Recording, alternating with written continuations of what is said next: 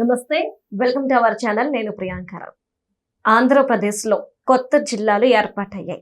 ఇప్పుడు 26 జిల్లాలు కాస్త 28 జిల్లాలు అయ్యాయి.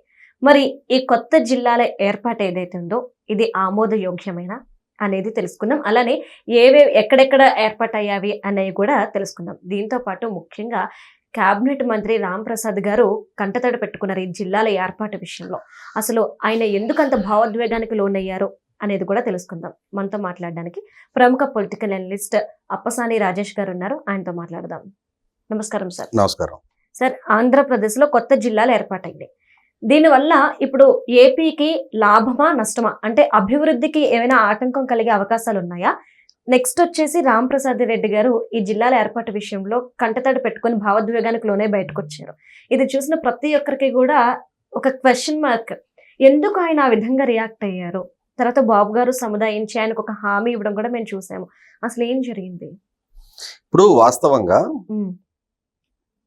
జగన్మోహన్ రెడ్డి గారి ప్రభుత్వం ప్రతి పార్లమెంటు నియోజకవర్గాన్ని ఒక జిల్లాగా ఏర్పాటు చేస్తామని 2019 ఎన్నికలకు ముందు తాము చేసిన వాగ్దానానికి అనుగుణంగా ఈ జిల్లాల ఏర్పాటు ప్రక్రియను ప్రారంభిస్తూ 2022 జనవరి చివరి వారంలో కొంచెం సావకాశంగా ఒక కమిటీ ఏర్పాటు చేసి ప్రజల నుంచి అభ్యంతరాలు స్వీకరించి, అంటే ప్రభుత్వ పరంగా కొంచెం సావకాశంగా కూడా నిర్ణయం చేసుకోవడానికి ఆస్కారం ఉంది. కానీ జగన్మోహన్ రెడ్డి గారు ఏం చేశారంటే దీన్ని ఒక రాజకీయ ఎత్తుగడలో భాగంగా ఆయన ప్రభుత్వ ఉద్యోగులకి 2019లో తాను పదవి బాధ్యతలు చేపడితే అప్పటికే వాళ్ళ పిఆర్సీ కమిషన్ అశోక్ మిశ్రా గారి నేతృత్వంలో కమిషన్ ఏర్పాటు అయ్యి ఆయన రికమెండేషన్స్ కూడా ఇచ్చేస్తున్నారు. ఈయన పదవి బాధ్యతలు చేపట్టగానే దాన్ని ఇంప్లిమెంట్ చేయాలి. చంద్రబాబు నాయుడు గారు 2014లో ముఖ్యమంత్రిగా పదవి బాధ్యతలు చేపట్టగానే ఆ రోజు పిఆర్సీ కమిషన్ రికమెండేషన్స్తో కూడా సంబంధం లేకుండా తాను వాలంటరీగా 43% ఫిట్మెంట్ ఇచ్చున్నారు.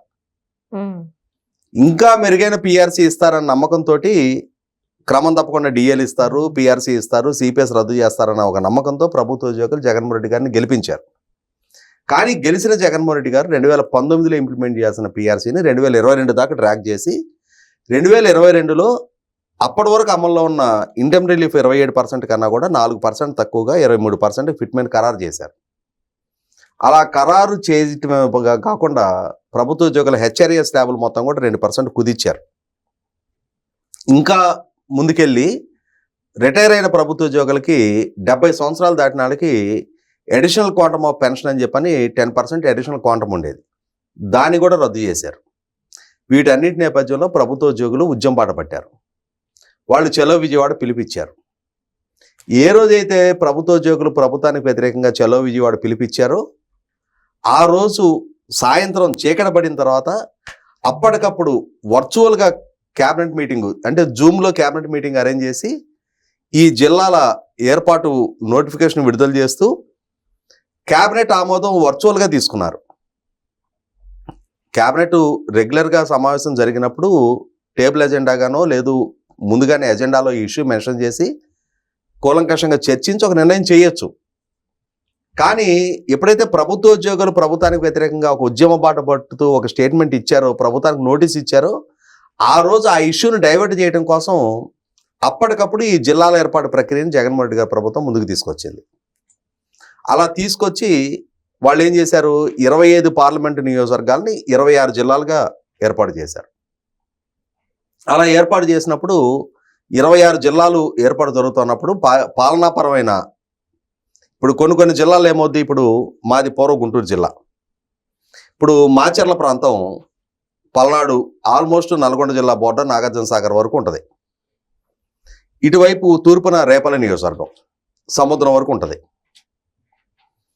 ఒక పక్క కృష్ణానది, ఇంకో పక్క బాపట్ల నియోజకవర్గం వరకు గుంటూరు జిల్లాలో జిల్లా కేంద్రానికి దూరంగా ఉన్న వాళ్ళు మాకు దగ్గరగా జిల్లా కేంద్రం ఉంటే బాగుండని చెప్పని అనుకోవటం సహజం. అది కానీ ప్రతి పౌరుడికి దైనందిక జీవితంలో ప్రతిరోజు జిల్లా కేంద్రంతో ఏం సంబంధాలు ఉండవు.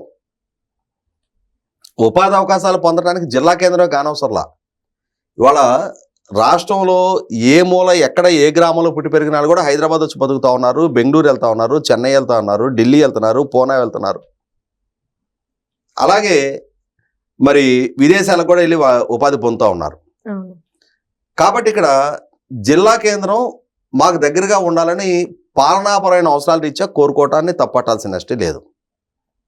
ఈ క్రమంలో 25 పార్లమెంట్ నియోజకవర్గాలని 26 జిల్లాలకు ఏర్పాటు చేస్తూ జగన్మోహన్ రెడ్డి గారి ప్రభుత్వం ఒక నిర్ణయం తీసుకుంది. అవును. ఈ క్రమంలో ఆ రోజుల్లో కొన్ని డిమాండ్లు ప్రభుత్వం ముందుకు వచ్చాయి. మార్కాపురాన్ని ఒక జిల్లాగా ఏర్పాటు చేయాలని, మదనపల్లిని ఒక జిల్లాగా ఏర్పాటు చేయాలని. అలాగే ఇప్పుడు నిన్నటి నుంచి వివాదాస్పదం అవుతున్న అన్నమయ్య జిల్లా, రాజంపేట పార్లమెంటుని అన్నమయ్య పేరిట ఒక జిల్లాగా ఏర్పాటు చేసే క్రమంలో రాజంపేట పార్లమెంట్ నియోజకవర్గం, కానీ ఆ ఏర్పాటు చేసిన జిల్లాకి రాయచోటిని జిల్లా ప్రధాన పట్టణంగా ఏర్పాటు చేశారు. దాంతో అక్కడ రాజంపేట వాసులు ఆ రోజుల్లో కొంత ఆందోళన బాటపట్టారు. అవును సార్. మా పార్లమెంట్ నియోజకవర్గాన్ని జిల్లాగా ఏర్పాటు చేస్తూ మీరు రాయచోటిని ఎలా జిల్లా కేంద్రంగా ఏర్పాటు చేస్తారు అని చెప్పని. వీటిని అన్నింటినీ అడ్రస్ చేసే ఉద్దేశంతో ఎన్డీఏ కూటమి ప్రభుత్వం ఎన్నికలకు ముందే తాము అధికారంలోకి వస్తే ఈ జిల్లాల పునర్విభజనలో ఉన్న ఈ లోటుపాట్లని సరిదిద్దుతాము, మళ్ళీ అవసరమైతే కొత్త జిల్లాల ఏర్పాటు కూడా ప్రకటిస్తామని చెప్పని అష్యూర్ చేశారు.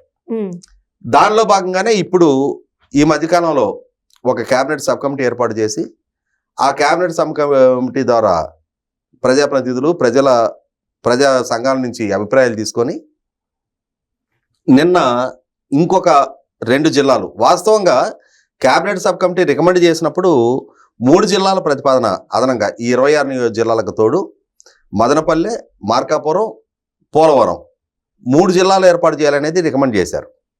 కానీ ఇప్పుడు వాస్తవరూపంగా కేబినెట్ ఆమోదం పొందే సందర్భం వచ్చేటప్పటికి అన్నమయ్య జిల్లా ఇవాళ ఉన్న ప్రస్తుతం ఫిజికల్గా ఉన్న రాజంపేట పార్లమెంటు పరిధి ఆ జిల్లాని డ్రాప్ చేస్తూ ఏం చేశారంటే మదనపల్లె కేంద్రంగా ఏర్పాటు చేయబోయే జిల్లాకి అన్నమయ్య జిల్లా నామకరణం కంటిన్యూ చేస్తూ అంటే ఒక కొత్త ప్రతిపాదన తీసుకొచ్చారు. దాంతో మరి సహజంగానే రాయచోటి జిల్లా కేంద్రంగా అన్నమయ్య జిల్లా కొనసాగుతూ ఉన్నప్పుడు మరి ఆ రాయచోటిని తీసేసి రాయచోటి జిల్లా కేంద్రంగా కాకుండా మదనపల్లెం జిల్లా కేంద్రంగా ఒక జిల్లా ఏర్పాటు జరుగుతున్నప్పుడు రాయచోటి వాసులకి కొంత అసంతృప్తి చెలరేగటం సహజం. అక్కడ మరి మంత్రి మండిపల్లి రామప్రసాద్ రెడ్డి గారు అక్కడి నుంచి ప్రాతినిధ్యం వహిస్తూ ఉన్నారు. ఆయన మొట్టమొదటిసారి గెలిచారు, యంగ్స్టరు, మరి సుదీర్ఘకాలం అక్కడి నుంచి ప్రాతినిధ్యం వహించాలని కోరుకునే నాయకుడు. మరి తన ప్రాంతానికి సంబంధించిన ఇష్యూ ముందుకు వచ్చినప్పుడు తన ప్రాంతం ఇప్పటివరకు ఉన్న జిల్లా కేంద్ర హోదాని కోల్పోయి వేరే జిల్లాల అంతర్భాగంగా మారుతా ఉన్నప్పుడు డెఫినెట్గా ఆయనకి అక్కడ ప్రజల నుంచి ఒత్తిడి ఆయన మీదకి వస్తుంది. అలాగే అక్కడ ప్రతిపక్షాలు దాన్ని అడ్వాంటేజ్కి తీసుకునే ప్రయత్నం చేస్తాయి. అయితే ఇక్కడ ప్రభుత్వ పరంగా ఆలోచన చేసినప్పుడు మదనపల్లి కేంద్రంగా ఒక జిల్లాను ఏర్పాటు చేసే క్రమంలో మరి రాయచోటి, మదనపల్లి రెండింటినీ జిల్లా కేంద్రాలుగా కొనసాగించడం సాధ్యం కాదు. ఈ క్రమంలో పాలనాపరమైన సౌలభ్యం కోసం కొన్ని నిర్ణయాలు జరుగుతాయి. ఇవాళ గమనించుకుంటే ఇవన్నీ స్థానికంగా కొన్ని ఎమోషన్స్ కొద్ది రోజుల పాటు ఉండేది వాస్తవమే. ఇప్పుడు ఆంధ్రప్రదేశ్ రాష్ట్ర పునర్విభజన ఒక 25 సంవత్సరాల క్రితం ఎవరు ఊహించలా. కానీ ఒకసారి తెలంగాణ ప్రత్యేక రాష్ట్రంగా ఏర్పాటు కావాలి అనేది అది ఉద్యమ రూపంలో గ్రామీణ ప్రాంతం వరకు చిట్ట చివర పౌరుడి వరకు ఆ నినాదం చేరిన తర్వాత, అది ఉద్యమ పాట పట్టిన తర్వాత కేంద్ర ప్రభుత్వం కూడా పార్లమెంటు ద్వారా ఆర్టికల్ 3 ద్వారా ఆంధ్రప్రదేశ్ రాష్ట్రాన్ని పునర్వ్యవస్థీకరించాలి అని చెప్పి ఒక నిర్ణయం తీసుకున్న తర్వాత మరి 56 సంవత్సరాల పాటు కొనసాగిన ఆంధ్రప్రదేశ్ రాష్ట్రం తెలంగాణ, ఆంధ్రప్రదేశ్ అనే 2 రాష్ట్రాలకు విభజన జరిగింది కదా. ఆ విభజన జరిగే నాడు కూడా రకరకాల చర్చలు, రకరకాల ప్రతిపాదనలు వచ్చినాయి. రాయలసీమని తెలంగాణని కలిపి రాయల తెలంగాణ ఏర్పాటు చేయాలనేది కొంతమంది ప్రతిపాదన.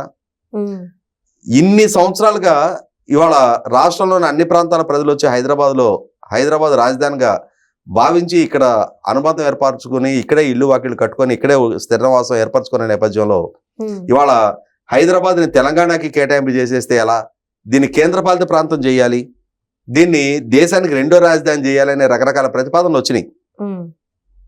అయినా సరే పార్లమెంటు వేదికగా హైదరాబాద్తో కూడిన తెలంగాణ ఏర్పాటు అనేది ఒక నిర్ణయం తీసుకున్న తర్వాత ప్రజలలో కొన్నాళ్ల పాటు ఉన్న ఎమోషనల్ ఇష్యూస్ అవన్నీ కాలక్రమంగా అన్ని టైం బౌండెడ్గా అన్ని రిజాల్వ్ అయిపోయినాయి కదా. కాలం అన్నిటికీ సమాధానం చెప్పుద్ది. మనకు అందుకే చెప్తారు, ఎటువంటి గాయాన్నైనా మాన్పే శక్తి కాలానికి ఉంటుంది అని చెప్పని. అలాగే ఇవాళ ప్రభుత్వ పరంగా తీసుకున్న నిర్ణయాలని ప్రజలు స్వాగతించారు. ఒక దశాబ్ద కాలం గడిచేటప్పటికి ఆంధ్రప్రదేశ్కి అమరావతి అని ఇంకొక రాజధాని ఏర్పాటు, అలాగే హైదరాబాద్తో కూడిన తెలంగాణ. ఇవాళ హైదరాబాద్లో నివాసం ఉంటున్న లక్షలాది మంది ఆంధ్ర ప్రాంత వాసులైనా రాయలసీమ ప్రాంత వాసులైనా కూడా ఇవాళ మేము కూడా ఈ హైదరాబాద్ నగర జీవన స్రవంతిలో పార్ట్ అండ్ పార్సల్ అని చెప్పని వీళ్ళు కూడా మమేకం అయిపోవటం మొదలుపెట్టారు. కాబట్టి కొన్ని తాత్కాలికంగా ఉండే ఎమోషన్స్ కాలం అన్నిటికీ సమాధానం చెప్పుద్ది. మరి గతంలో 13 ఉమ్మడి జిల్లాలు ఉండే ఆంధ్రప్రదేశ్లో. ఇవాళ మాలాంటి వాళ్ళం మీది ఏ జిల్లా అంటే గుంటూరు జిల్లా అని చెప్పేవాళ్ళం. అటువంటిది ఇవాళ పాలనాపరంగా తీసుకున్న నిర్ణయాలకు అనుగుణంగా మరి మా గ్రామం బాపట్ల జిల్లాలోకి వెళ్ళింది.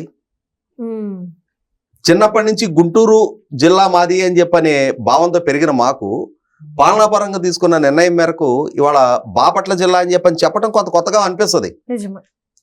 ఎన్నాళ్ళు ఉంటుంది అది? కొన్నాళ్ళు ఉంటుంది. కొన్నాళ్ళు ఏం చెప్పేవాళ్ళం? పూర్వ గుంటూరు జిల్లా, ప్రస్తుత బాపట్ల జిల్లా అని చెప్పేవాళ్ళం. ఇది గుంటూరు మాత్రమే పరిచయమైన ఇప్పుడు బాపట్ల కొత్తగా పరిచయం చేసుకుంటున్న మాకు అలా ఉంటుంది కొత్తగా. ఇప్పుడు చిన్నపిల్లలు ఉన్నారు, వాళ్ళు స్కూల్కి వెళ్ళి వాళ్ళు చదువు పలక మీద దిద్దటం మొదలు పెట్టగానే వాళ్ళకి తెలిసేది బాపట్ల జిల్లా, గుంటూరు జిల్లా విడివిడిగా. అవును సార్. వాళ్ళకి గుంటూరు తోటి అనుబంధం ఉండదు, గుంటూరు గురించి వాళ్ళకి ప్రస్తావన రాదిక. వాళ్ళకి తెలిసేది బాపట్ల జిల్లానే. కాబట్టి వాళ్ళు పెరిగేటప్పటికి ఈ బాపట్ల, గుంటూరు అనే ఈ ప్రాంతీయ అసమానతలు, వ్యత్యాసాలు లేదు ఎమోషనల్ కనెక్టివిటీ వాళ్ళకు ఉండదు. వాళ్ళకి తెలిసేది బాపట్ల కాబట్టి బాపట్లతోటి అనుబంధం ఉంటుంది. ఇప్పుడు సపోజ్ మేము చిన్నప్పుడు మాకు తెలిసింది మెడ్రాస్ అనే పేరు. తర్వాత ఆ తమిళనాడు ప్రభుత్వం మెడ్రాస్కి చెన్నై అని పేరు మార్చారు. మొదట్లో చాలా రోజుల పాటు మాకు చెన్నై అనేది పలికేది కాదు, మెడ్రాస్ అనే ప్రస్తావించేవాళ్ళం. కానీ కాలక్రమంగా మాకందరికీ కూడా ఇవాళ మెడ్రాస్ అనేది మా మెమరీలోంచి వెళ్ళిపోయింది, చెన్నై అనే గుర్తుండిపోయింది. అలాగే బాంబే అనే అలవాటు మాకు, అది ముంబై అయిపోయింది. మొదట కొన్నాళ్ళ పాటు బాంబే అనే పలికేవాళ్ళం అందరం, తర్వాత ఇవాళ ముంబై అనే పిలుస్తున్నాం. కలకత్తా అనేవాళ్ళం, అది కోల్కతాగా రూపాంతరం చెందింది. కాబట్టి ఏ పేరైనా ఏ ప్రాంతమైనా కొన్నాళ్ల పాటు ఎమోషనల్ కనెక్టివిటీ ఉంటుంది. ఇప్పుడు గతంలో తాలూకాలు సమితులు ఉండేవి. ఎన్టీ రామారావు గారు ముఖ్యమంత్రిగా ఉన్న రోజుల్లో ఆ తాలూకా సమితుల వ్యవస్థని రద్దు చేసి వారు మండల వ్యవస్థను అందుబాటులోకి తీసుకొచ్చారు. సో మాది పలానా తెనాల తాలూకా అని చెప్పుకున్న వాళ్ళం తర్వాత పలానా చుండూరు మండలం అని చెప్పుకోవటానికి ఎన్నాళ్ళ పట్ల కొద్ది కాలం పాటు మనకి ఆ పాత వాసనలు ఉంటాయి. అలాగే గతంలో మాకు తెనాలి పార్లమెంట్ నియోజకవర్గం ఉండేది. 2009 నియోజకవర్గాల పునర్వ్యవస్థీకరణలో తెనాలి పార్లమెంట్ నియోజకవర్గం రద్దు చేశారు. మా వేమూరు నియోజకవర్గాన్ని బాపట్లో కలిపారు. ఈ తెనాలి అనే ఈ కనెక్టివిటీ దాన్ని మర్చిపోవడానికి ఎన్నాళ్ళో పట్టదు. అలాగే ఇవాళ కూడా పాలనాపరంగా తీసుకున్న నిర్ణయాలు, ఇవాళ ప్రభుత్వ పరంగా గతంలో 13 ఉమ్మడి జిల్లాలు ఉండేవి. జగన్మోహన్ రెడ్డి గారు 26 ఉమ్మడి జిల్లాలు చేశారు, 26 జిల్లాలుగా విభజించారు. ఇప్పుడు 28 జిల్లాలు అవుతున్నాయి. ఈ అయ్యే క్రమంలో మా ప్రాంతానికి ఉండే ముఖ్య పట్టణాన్ని ఇప్పుడు తీసేశారు అనే స్థానికంగా రాయచోటిలో కొన్నాళ్ల పాటు రాజకీయపరమైన దాన్ని ఒక ఎమోషనల్ ఇష్యూగా మార్చే ప్రయత్నం చేస్తారు. ఎందుకంటే ప్రభుత్వాన్ని విమర్శించాలి అనుకున్నా, అక్కడ స్థానికంగా ఉన్న ప్రజాప్రతినిధికి వ్యతిరేకంగా దాన్ని ఒక రాజకీయ ఉద్యమ రూపంలో నిర్మాణం చేయాలి అనుకున్నా తాత్కాలికంగా కొద్ది రోజుల పాటు ఇవన్నీ కొనసాగుతాయి. కానీ ప్రజలు అలవాటు పడిపోతారు వీటన్నిటికీ. ఎందుకంటే రాష్ట్ర విభజన జరగకూడదని కోరుకున్న వాళ్ళు చాలా మంది ఉన్నారు.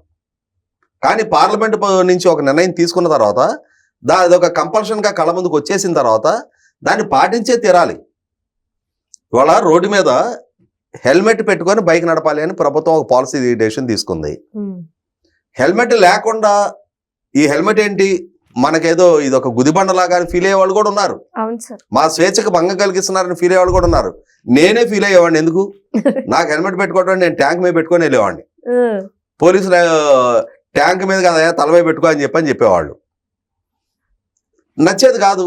కానీ ప్రభుత్వం ఒక నిర్ణయం తీసుకున్న తర్వాత పాటించాలి దాన్ని పాటించి తీరాలి. అంతే. అలాగే ఇవి కూడా ప్రభుత్వ పరంగా ఒక నిర్ణయం తీసుకున్న తర్వాత ఈ క్రమంలో కొన్ని ప్రాంతాల్లో కొన్ని అశాంతులు చెలరేగుతాయి, కొంత అసంతృప్తులు ఉంటాయి.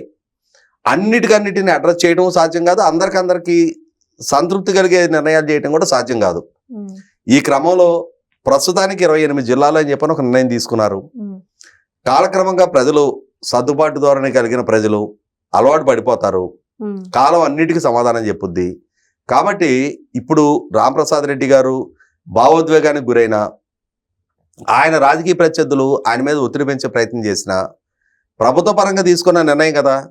ఇప్పుడు జగన్మోహన్ రెడ్డి గారు 2022 జనవరి నెలలో తీసుకున్న నిర్ణయానికి అనుగుణంగా ఏర్పాటైన జిల్లా. అవును. ఇప్పుడు అంతకుముందు పూర్వ చిత్తూరు జిల్లా, పూర్వ కడప జిల్లానే ఉండేవి. అవును. ఈ అన్నమయ్య జిల్లా అనేది 3 సంవత్సరాల వయసు కూడా లేదు ఇక దానికి శాంతం. అవును. ఇవాళ రాయచోటి ముఖ్య పట్టణంగా జిల్లా ఏర్పాటు జరిగి 3 సంవత్సరాల కాలం కూడా గడవల.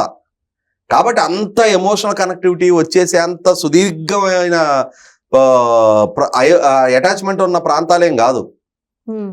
ఇవాళ నేను ఇందాక చెప్పినట్టుగా మాకు తెలిసిన దగ్గర నుంచి గుంటూరు జిల్లానే తెలుసు. అవును సార్. అట్లాంటిది 3 సంవత్సరాల క్రితం తీసుకున్న నిర్ణయానికి అనుగుణంగా మాది వేరే జిల్లా అనేది అలవాటు పట్టడానికి 3 ఏళ్ల కాలం చాలా ఎక్కువ కాలం. నిజమే.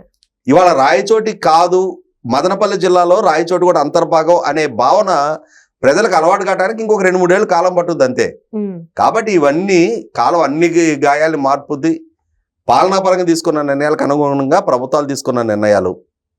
ఇవాళ మండల వ్యవస్థను ఎన్టీ రామారావు గారు తీసుకొస్తే గ్రామ సచివాలయ వ్యవస్థను జగన్మోహన్ రెడ్డి గారు తీసుకొచ్చారు. ఇవాళ గ్రామ సచివాలయ వ్యవస్థని ఏ గ్రామానికి ఆ గ్రామం మళ్ళీ సచివాలయాల కింద మైనర్ పంచాయతీని కూడా తీసుకొచ్చి పక్కన ఉన్న సచివాలయ వ్యవస్థ ద్వారా క్లస్టర్ వ్యవస్థను రద్దు చేస్తూ ఇవాళ పంచాయతీరాజ్ మినిస్టర్ పవన్ కళ్యాణ్ గారు ఏ గ్రామానికి ఆ గ్రామం యూనిట్గా కొత్త పాలసీని ఇంప్లిమెంట్ చేస్తూ ఉన్నారు. అలాగే ఇవాళ నిన్నటి వరకు అమల్లో ఉన్న గ్రామ సచివాలయ వ్యవస్థ ఇప్పుడు స్వర్ణగ్రామం అని చెప్పని రూపాంతరం చెందబోతా ఉంది. కాబట్టి పాలనాపరంగా జరిగే మార్పు చేర్పుల్ని ప్రజలు అడాప్ట్ చేసుకోవడానికి ఎన్నాళ్ళు పట్టదు. Okay, right. Thank you so much sir.